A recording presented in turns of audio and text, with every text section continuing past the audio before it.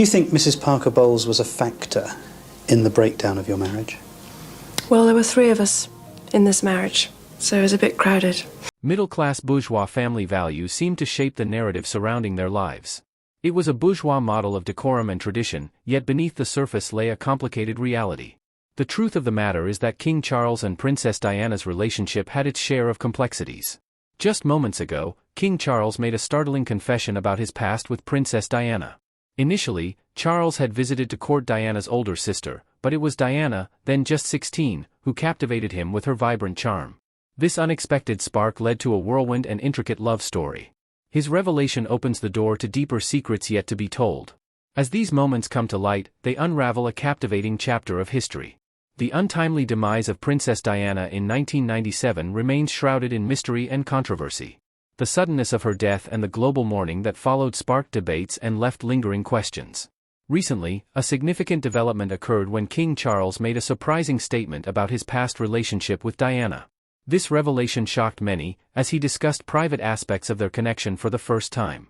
As the world absorbed this news, a leaked document emerged, promising potential answers about that fateful night in Paris.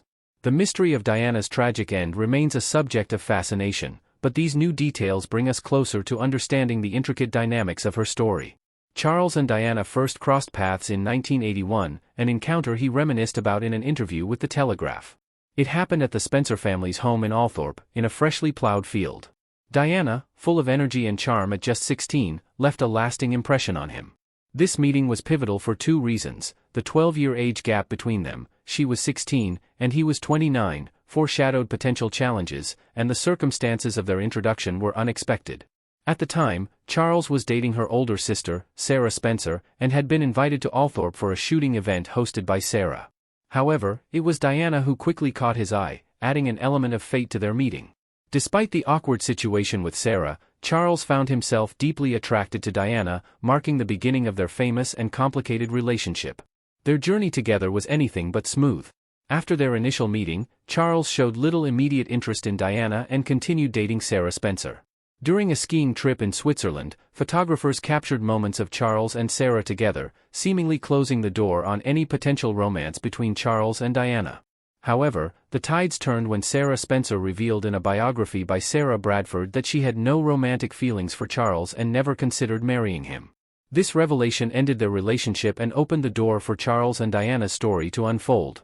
Their paths crossed again at his 30th birthday party, but it was at a later gathering hosted by their mutual friend Philip de Pass that they truly connected. Around this time, Charles was mourning the tragic loss of his great-uncle, Lord Mountbatten, who had been assassinated by the IRA. Diana offered him comfort, her warmth and kindness forging a strong emotional bond that began to shape their relationship. Their connection deepened over time, though not without challenges.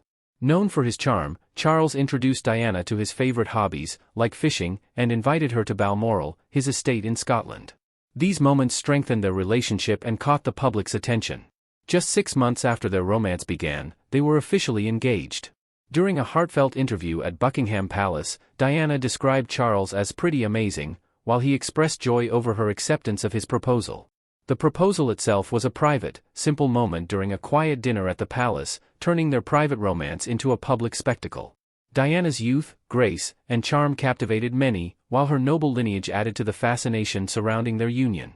As the engagement stirred excitement across the nation, a surprising decision added an unexpected twist. Charles planned a trip to Australia to give Diana time to consider his proposal. However, she accepted immediately, without hesitation, and began preparing for her new role as his fiancée. Moving out of her Kensington apartment and into Clarence House, Diana's transformation began. In the lead-up to their wedding, the world watched her closely, enchanted by her unique fashion sense, which would later become iconic. Her engagement ring, a stunning piece featuring a 12-carat blue sapphire surrounded by diamonds, symbolized her transition into the public eye. Inspired by a brooch Prince Albert had made for Queen Victoria, the ring reflected both tradition and individuality. Yet, even amidst the excitement, subtle tensions surfaced. During an interview with the press, Diana confidently stated she was in love, while Charles responded evasively with, "Whatever love means." This moment hinted at underlying issues in their relationship and left Diana visibly uncomfortable. Despite these early cracks, the world remained captivated by their romance, hopeful for a fairy tale ending. They pushed forward, not yet realizing the bigger challenges ahead. In 1992, Andrew Morton's book Diana, Her True Story in her own words revealed the emotional turmoil Diana experienced as her wedding day approached. Morton detailed her serious doubts about marrying Prince Charles, which intensified when she discovered a bracelet intended for his ex, Camilla Parker Bowles, just before the wedding. This revelation deeply upset her, and she even considered canceling the wedding. At that critical moment, her sister stepped in, reminding her it was too late to back out since everything was already in motion. Despite the emotional whirlwind, the night before the wedding brought a touch of joy as Diana celebrated with her sisters at Clarence House. Prince Charles gave her a thoughtful gift, a signet ring with his emblem from Buckingham Palace, and a heartfelt note expressing his excitement for their future. Their wedding on July 29, 1981, at St. Paul's Cathedral in London was a historic spectacle. It marked the first time in 300 years that a British citizen married an heir to the throne. The event captivated the world, drawing an audience of 750 million viewers from 74 countries. Costing around $48 million, it was one of the grandest weddings ever. Diana's ivory silk gown, adorned with hand embroidery and over 10,000 pearls, dazzled the world. She wore the Spencer tiara, a family heirloom, and looked radiant as she walked down the aisle. Yet, beneath the grandeur, cracks in the fairy tale began to show. Diana boldly omitted the word obey from her vows, breaking tradition, and accidentally mixed up Charles's names during the ceremony, calling him Prince Philip Charles instead of Charles Philip Arthur George. Charles, too, stumbled during his vows, adding to the series of small but humanizing imperfections. Even after the ceremony, the most notable mishap occurred when Charles forgot to kiss Diana after exchanging vows. However, this was remedied with a heartfelt kiss on the Buckingham Palace balcony, delighting the 600,000 gathered outside. In the early days of their marriage, happiness and struggles interwove. The couple embarked on an extravagant 3-month honeymoon, starting with a 12-day cruise on the royal yacht Britannia. They visited stunning destinations like Egypt and the Greek islands before retreating to Balmoral Castle in Scotland, where they enjoyed privacy at a remote hunting lodge. Diana described the honeymoon as perfect in a letter to her secretary, Jane Parson. Upon their return, she quickly adapted to her royal role, appearing alongside Charles at events like the state opening of Parliament. This marked the beginning of a new chapter in her life. Joy soon followed with the birth of their first son, Prince William, on June 21, 1982. It was a momentous occasion, with Charles breaking royal tradition by being present in the delivery room. The meticulous planning of William's birth even accounted for Charles's busy schedule. The arrival of their second son, Prince Harry, initially brought the couple closer, although Charles expressed slight disappointment at not having a daughter. However, underlying tensions persisted. Charles's feelings for Camilla resurfaced, casting a shadow over their marriage. Despite Diana's efforts to salvage their relationship, she often felt overshadowed by his affection for Camilla. In 1989, Diana confronted Camilla at a party, calling it one of the bravest moments of her life. The situation worsened later that year when a private, intimate conversation between Charles and Camilla was leaked, creating the scandal known as Camillagate. The public was shocked by the revelations, and Camilla, who was married to Andrew Parker Bowles, faced immense scrutiny. In response, Charles admitted in a television interview that he had remained faithful to Diana until their marriage became irreparable. These events profoundly impacted the royal family's image. Diana later shared her perspective in a groundbreaking 1995 BBC Panorama interview. She openly discussed the emotional toll of their marriage and the strain caused by a third person's involvement. Her candid revelations highlighted the challenges of royal life and led to their eventual divorce. Around the same time, rumors of Diana's own infidelity surfaced, with reports alleging a secret relationship with Captain James Hewitt from 1986 onward. The unraveling of their marriage captivated the world, painting a complex picture of love, betrayal, and resilience within the royal family. In 1986, for about 4 years, many believed Diana's behavior was a reaction to her husband's actions following their grand wedding. Tensions rose, leading to unexpected turns in their relationship. On December 9, 1992, the winds of change arrived when Diana and Charles publicly announced their separation. This was a significant moment for the British monarchy, with even Prime Minister John Major addressing it in the House of Commons, describing the split as friendly and emphasizing their joint commitment to raising their sons, Prince William and Prince Harry. The Queen herself supported their decision. However, the public was shocked to see the estranged couple together not long after, sparking rumors of a potential reconciliation.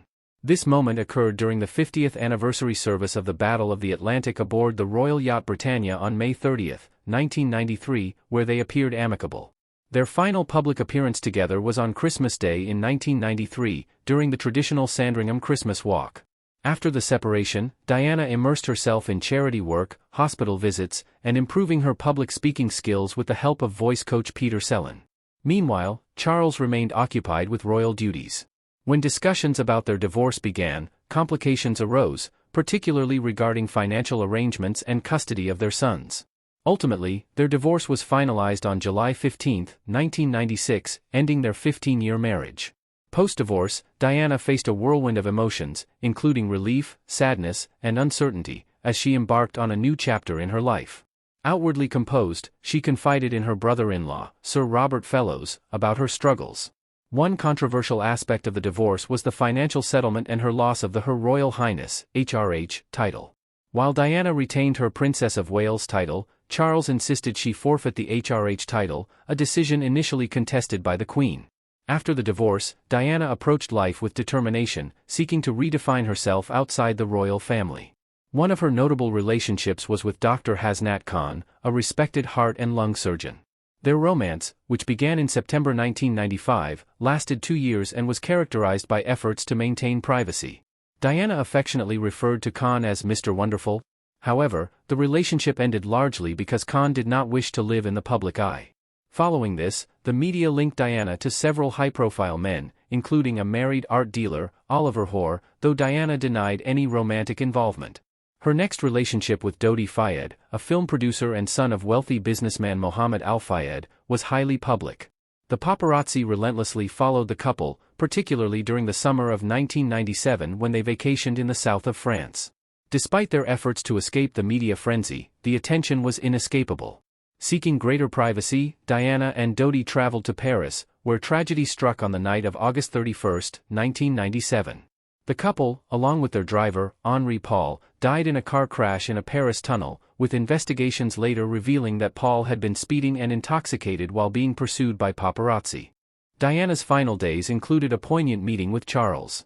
Just days before the tragic accident, on her 35th birthday, Charles unexpectedly visited Diana, and the two shared tea and laughter, marking a rare moment of warmth in their otherwise strained relationship. This brief encounter hinted at a possible reconciliation, but fate had other plans. Diana's sudden death shocked the world, ending any hopes of renewed ties with Charles and marking the loss of one of the most beloved figures in modern history. Her funeral was deeply solemn, with mourners from around the globe paying their respects. Charles attended, honoring Diana's unique style by wearing a navy suit rather than traditional mourning black, symbolizing his respect for her memory. Diana's private burial took place on her family's Althorpe estate, attended only by close family and friends. She was dressed in a long-sleeved black gown by Catherine Walker and held rosary beads gifted by Mother Teresa. The royal family faced significant criticism for their perceived coldness following Diana's death, especially regarding their strict adherence to protocol. Controversy arose when Buckingham Palace did not lower the royal standard to half-mast, as the flag traditionally signified the Queen's presence. However, the Union Jack was eventually lowered during the Queen's journey to Westminster Abbey for Diana's funeral, setting a new precedent for such situations. The handling of Diana's funeral also revealed tensions within the royal family. Prince Charles favored a public service, while Sir Robert Fellows, Diana's brother-in-law and the Queen's private secretary, preferred a private ceremony. This divide highlighted the family's internal struggles during an already challenging period. Diana's death not only marked the end of an era but also forced the royal family to confront their relationship with the public and modernize their approach to tradition. What are your thoughts on the royal family's handling of Princess Diana's death? Were their actions justified, or could they have done more to honor her legacy?